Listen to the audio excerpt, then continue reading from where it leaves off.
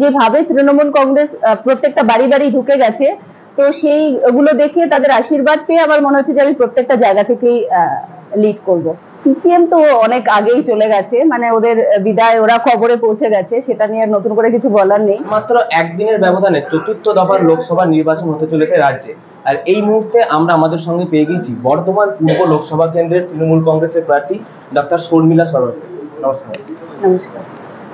কাছে প্রথমেই আমার প্রশ্ন থাকবে, আপনি পেশায় একজন ডাক্তার, তাই ডাক্তারি সত্তাটা কি ভোটের প্রচারের কোথাও সেরকম কাজে লাগছে? একদমই, মানে ডাক্তার হয়ে আমি যেটা আমার অ্যাডভান্টেজ বলে আমি মনে করি যে আমি মানুষের সঙ্গে মিশতে পারি। স্পেশালি আমি একজন সাইকিয়াট্রিস্ট, মনোরোগ বিশেষজ্ঞ। তো সেই হিসেবে মানুষের সঙ্গে মেশাটা আমার ভীষণই ইজি হয়েছে এখানে এসেও, মানে যেটা আমার প্রফেশনাল ক্ষেত্রে ডাক্তার হিসেবে আমি যেরকম আমার একটা অ্যাডভান্টেজ ছিল, সেটাকে আমি এখানে কাজে লাগাতে পারছি। মানে মানুষের সঙ্গে মিশতে কি করে হয়, কি করে কথা বলতে হয়, সেই ব্যাপারগুলো অ্যাজ এ সাইকিয়াট্রিস্ট আমার আগে জানা ছিল। তো সেটা অ্যাজ এ পলিটিশিয়ান আমার মনে হয় সেটা আমাকে হেল্প করবে। এই যে বর্ধমান পূর্ব লোকসভা কেন্দ্র, এর যে 7টি বিধানসভা, 7টি বিধানসভায় আপনাদের দলেরই বিধায়ক রয়েছে, তা সেই জিনিসটা কি আপনি এই লোকসভা ভোটেও ধরে রাখতে পারবেন? কিরকম বুঝছেন প্রচারে বেরিয়ে? আমার তো মনে হচ্ছে তাই। মানে যেখানেই গেছি প্রত্যেকটা বিধানসভাতেই আমি দেখেছি প্রত্যেকটা মানুষের যেরকম রেসপন্স, তারা যেভাবে আমাকে গ্রহণ করছে, যেভাবে তৃণমূল কংগ্রেস প্রত্যেকটা বাড়ি বাড়ি ঢুকে গেছে, তো সেইগুলো দেখে তাদের আশীর্বাদ পেয়ে আমার মনে হচ্ছে যে আমি প্রত্যেকটা জায়গা থেকেই লিড করব। আমাদের এই লোকসভা কেন্দ্রে যে মেন কিছু কটা ইস্যু আছে, এক নম্বর হচ্ছে গঙ্গার ভাঙন, কাটোয়ার উড়ালপুল এবং কাটোয়া তাপবিদ্যুৎ কেন্দ্র। আপনি যদি যেতেন তাহলে আপনার কাছে সব থেকে গুরুত্বপূর্ণ কোনটা হবে? একদম প্রথমে আপনি কোনটার দিকে নজর দেবেন?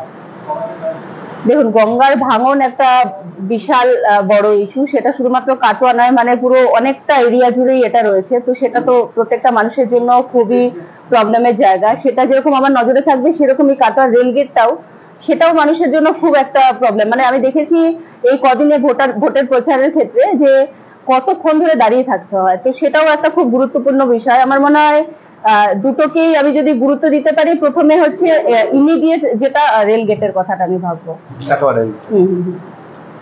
আপনি এখানকার স্থানীয় বাসিন্দা, কিন্তু এখানকার যিনি বিজেপি প্রার্থী তিনি এখানকার স্থানীয় নয়, তাহলে সেই ক্ষেত্রে কি মানুষের সাথে পরিচয় হতে আপনার সুবিধা হচ্ছে?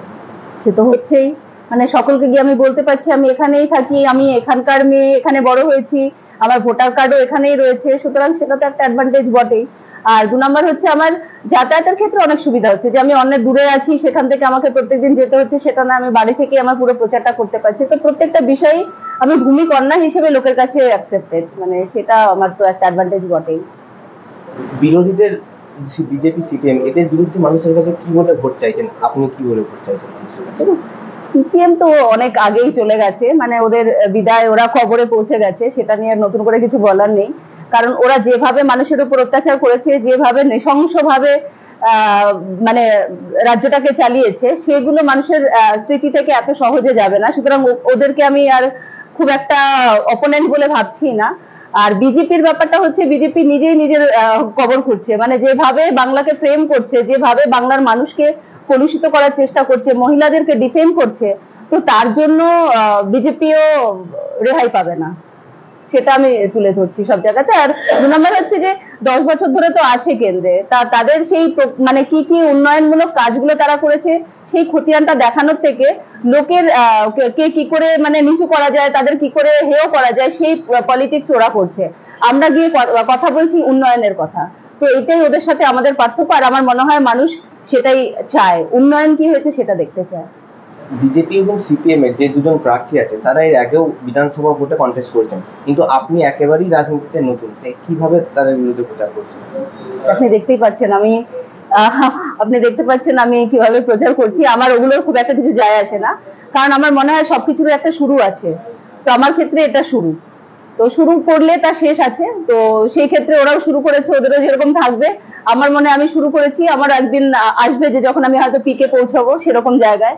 সুতরাং আমার শুরুটা এখন থেকে শুরু হলো, আর আমার মনে হয় এটা অনেক দূর পর্যন্ত আমি কন্টিনিউ করতে পারবো, অনেকদিন পর্যন্ত আমি এগিয়ে যেতে পারবো। আপনি ভোটে জয়ী হওয়ার পর কি আপনার ডাক্তারিটা বজায় রাখবেন? দেখুন, ডাক্তারিটা হচ্ছে আমার সত্তা, আমি হচ্ছি সবার আগে ডাক্তার, আমি মানুষের সেবা করি সেই হিসেবে। সুতরাং প্রত্যেকটা মুহূর্তে যদি মানুষ আমার কাছে আসে ডাক্তারের সুবিধা পাওয়ার জন্য বা কোনো একটা হেল্পের জন্য, সেটা সব সময় আমার কাছ থেকে পাবে, সেটা আমি কখনোই ছাড়বো না। আর তার সাথে তো রাজনীতি যেটা করার, সেটা তো যেভাবে মানুষের সেবা করার, সেটা তো আমি করবো। কি বলে ভোট চাইছেন মানুষের কাছে? ওই তো আমি বললাম, একটা তৃণমূল কংগ্রেস প্রথমত, সেটা হচ্ছে আমি সেই পার্টির হয়ে দাঁড়িয়েছি, সেটা আমার একটা অ্যাডভান্টেজ। 2 নাম্বার হচ্ছে মমতা বন্দ্যোপাধ্যায় যে কথাগুলো বলে সেই কথাগুলো রাখে, প্রকল্পের উন্নয়নের প্রকল্পগুলো আমি সব কিছু যদি মানুষের কাছে তুলে ধরতে পারি, লক্ষ্মী ভান্ডার স্পেশালি সেটা কতটা গরিব মানুষদের জন্য কতটা অক্সিজেন, সেটা মানুষদেরকে বোঝানো, সত্যি সত্যি তারা বুঝতে পারছে। এবং প্রত্যেকটা জায়গায় আপনারা দেখবেন মহিলাদের উপস্থিতি কিরকম, কারণ এটা সত্যি সত্যি তাদের দরকার। তো সেই জায়গাগুলো, তারপরে আমি এখানকার মেয়ে, সেটাও আমি প্রচার করছি, আমাকে প্রচার করতে হচ্ছে না, সবাই জেনেই গেছে। তার সাথে লোকে জানে আমার একটা ভালো ইমেজ আছে, তো সেটাও সবকিছু মিলিয়ে আমার প্রচারটা চলছে। ভোটে জিতলে আপনার মানে সমগ্র লোকসভাটার মধ্যে আপনি অগ্রাধিকার কোনটা দেবেন? সংসদে গিয়ে আপনি কোনটা নিয়ে কথা বলবেন? সংসদে গিয়ে প্রথমেই কি বলবো সেটা আমি এখনই বলতে পারবো না। হ্যাঁ, রাসবিহারী বসু যিনি আছেন, তাকে ভারতরত্ন দেওয়ার কথা, মরণোত্তর ভারতরত্ন দেওয়ার কথার জন্য আমি দাবিটা তুলবো, সেটা আমার মনে হয় সবার আগে আমি তুলবো। কারণ উনি আজাদ হিন্দ ফৌজ তৈরি করেছিলেন, তো সেই হিসেবে তার তো এটা প্রাপ্য, এবং সেটা আমি ওখানে তোলার আমার ইচ্ছে আছে সবার আগে। নমস্কার।